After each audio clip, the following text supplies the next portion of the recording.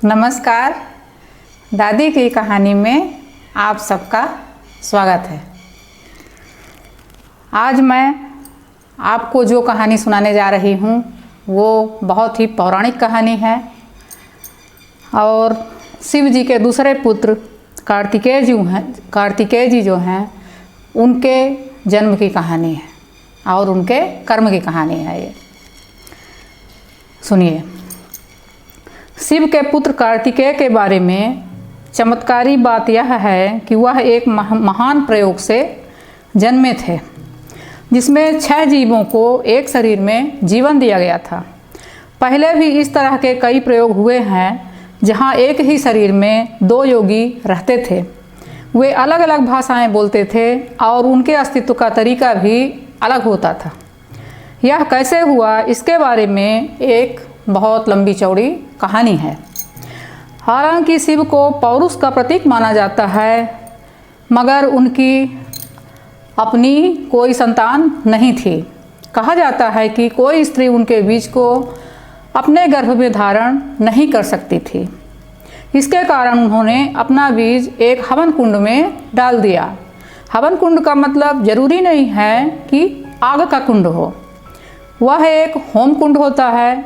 Home कुंड पुराने ऋषियों के लिए एक प्रयोगशाला की तरह था जहां वे कई चीज़ों को उत्पन्न करते थे। कृतिकाओं ने धारण किया था शिव जी का बीज। होम कुंड से 6 कृतिकाओं ने शिव का बीज अपने गर्भ में धारण किया। ये कृतिकाएं अप्सराएं या कहें गैर इंसानी प्राणी थीं। वे इस धरती की नहीं थीं और उनकी क्षमता बहुत उच्च स्तर की थी। इसलिए शिव का बीज इन 6 कृतिकाओं ने धारण किया। उन्होंने 3.5 महीने तक उस बीज को गर्भ में धारण रखा। उसके बाद वह बीज जीवन आकार लेने लगा और 6 भ्रूण विकसित हुए। इसके बाद कृतिकाओं को लगा कि यह बीज उनके लिए कुछ ज़्यादा गर्म है और वे उसे और ज़्यादा समय तक धारण नहीं कर सकती। चूँकि ये कृतिकाएँ मुख्य रूप से एक आयाम से दूसरे आयाम में भ्रमण करती रहती थीं, इससे उनमें सृष्टि के किसी खास अंश के प्रति जिम्मेदारी की कोई भावना नहीं थी। इसलिए जाते समय उन्होंने इन बच्चों को अपने गर्भ से बाहर निकाल दिया। उस समय वे बीज से थोड़ी ज़्यादा विकसित अवस्था में थे, फिर वे चली गईं। कार्तिकेय जी का जन्म फिर कैसे हुआ? पार्वती खुद शिव के बच्चे को जन्म नहीं दे पाई थीं, इसलिए वह इसे व्यर्थ नहीं जाने देना चाहती थीं। उन्होंने इन 6 अल्प विकसित बच्चों को कमल के पत्तों में लपेटकर उनके विकास की स्थिति पैदा करने की कोशिश की। वह देख सकती थीं कि अलग अलग उनके बचने की संभावना बहुत कम है, क्योंकि वे पूर्ण विकसित नहीं थे। मगर उन्हें यह लगा कि इन 6 भ्रूणों में 6 शानदार गुण हैं। पार्वती जी ने सोचा, अगर ये सभी गुण एक पुरुष में हों तो वह कितना अद्भुत होगा। अपनी तांत्रिक शक्तियों के जरिए पार्वती जी ने इन 6 नन्हे भ्रूणों को एक में मिला दिया। उन्होंने एक ही शरीर में 6 जीवों को समाविष्ट कर दिया, जिसके बाद कार्तिकेय जी का जन्म हुआ। आज भी कार्तिकेय जी को अरुमुगा या 6 चेहरे वाले देवता की तरह देखा जाता है। वह एक अद्भुत क्षमता वाले इंसान थे। 8 साल की उम्र में ही वह एक अजेय योद्धा बन गए थे। एक बार ऐसा हुआ कि गणपति और कार्तिकेय में एक छोटी सी झड़प हो गई। कार्तिकेय जी को अपने वाहन तेजी से उड़ने वाले मोर पर बहुत गर्व था। दोनों में बहस छिड़ गई। फिर उन्होंने आपस में एक प्रतियोगिता करने का फैसला किया कि कौन सबसे तीव्र गति से दुनिया का चक्कर लगा सकता है। जो भी जीतेगा उसे माँ बाप से एक खास तरह का आम मिलेगा। प्रतियोगिता शुरू हुई। कार्तिकेय अपने मोर पंख पर उड़ चले। उन्होंने पूरी दुनिया का चक्कर लगाया, मगर जब वह लौटे तो देखकर हैरान रह गए कि गणपति जी वहीं बैठे थे। उन्हें इनाम भी मिल चुका था। वह उस आम को खाकर उसका आनंद भी ले चुके थे। अब वह धूप में बैठे सुस्ता रहे थे। कार्तिकेय क्रोधित हो गए। उन्होंने अपने माता पिता से पूछा, यह कैसे संभव है, मैं दुनिया का चक्कर लगा आया, जबकि इसने अभी चक्कर लगाना शुरू भी नहीं किया, फिर आपने इसे आम कैसे दे दिया। दरअसल गणपति ने शिव और पार्वती के 3 चक्कर लगा लिए थे। गणपति जी बोले, मेरे लिए मेरी पूरी दुनिया आप लोग ही हैं, मेरे लिए इतना काफ़ी है, और उनको दौड़ने दीजिए, भाई को दौड़ने दीजिए। इन चीज़ों को वास्तविक रूप में समझने की गणपति की विशेषता को देखकर शिव जी मुस्कुराते हुए बोले, यह रहा आम पुत्र, तुम इसके लायक हो।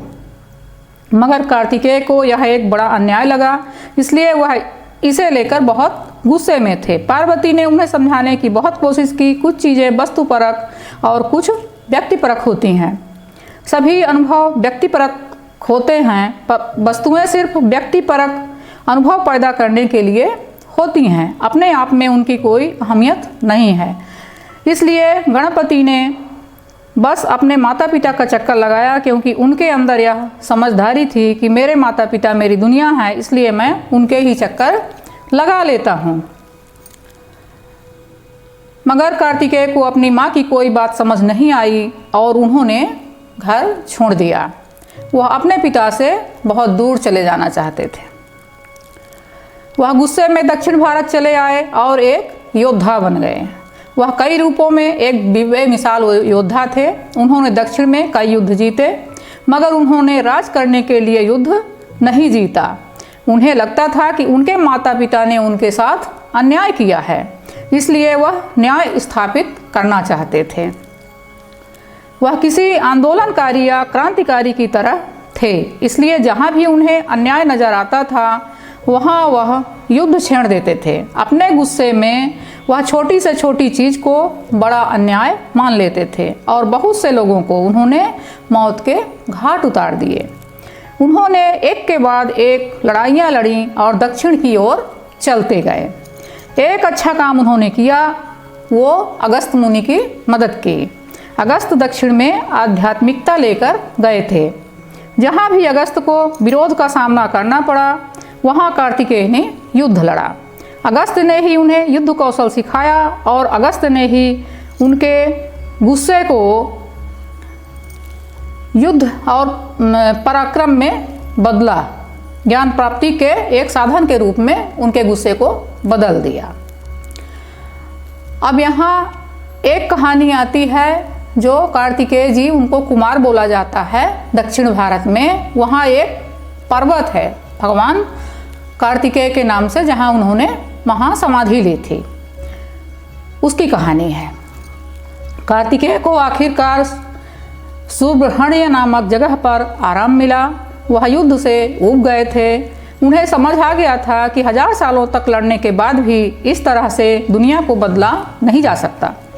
एक समाधान 10 और समस्याएं पैदा कर देगा। इसलिए उन्होंने सारी हिंसा छोड़ दी और अंतिम बार अपने तलवार को कर्नाटक के घाटी सुब्रह्मण्य में साफ किया। उन्होंने कुछ समय तक वहां ध्यान किया, फिर पहाड़ पर चले गए, जिसे आज कुमार पर्वत के नाम से जाना जाता है।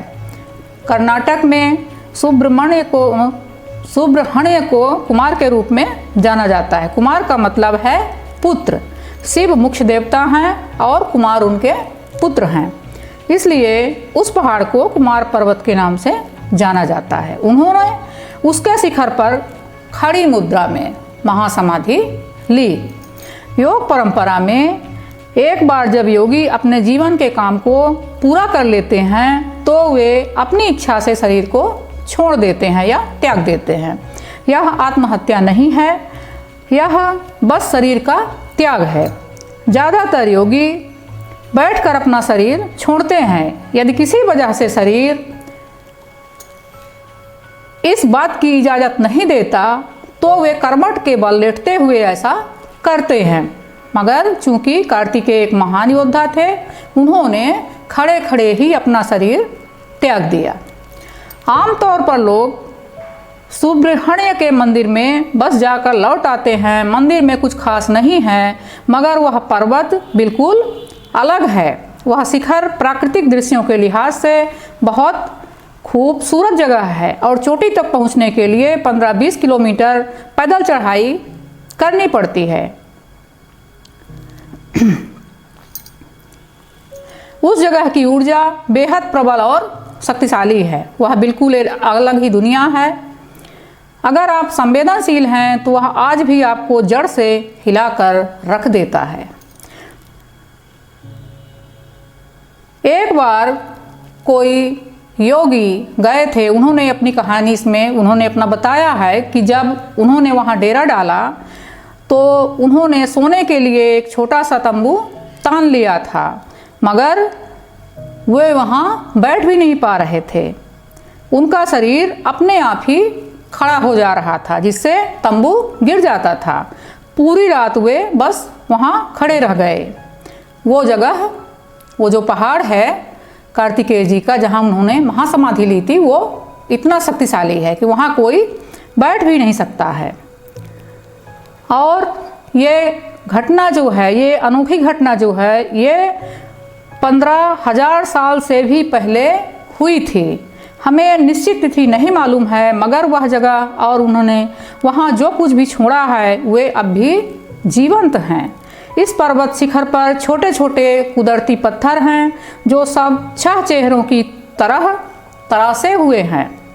इन पत्थरों को सम्मुख लिंग कहा जाता है। इतने सालों से उनकी ऊर्जा वहाँ स्पंदित हो रही है कि पत्थरों ने भी धीरे धीरे खुद को 6 चेहरों का आकार दे दिया है। जय कार्तिकेय जी की, धन्यवाद।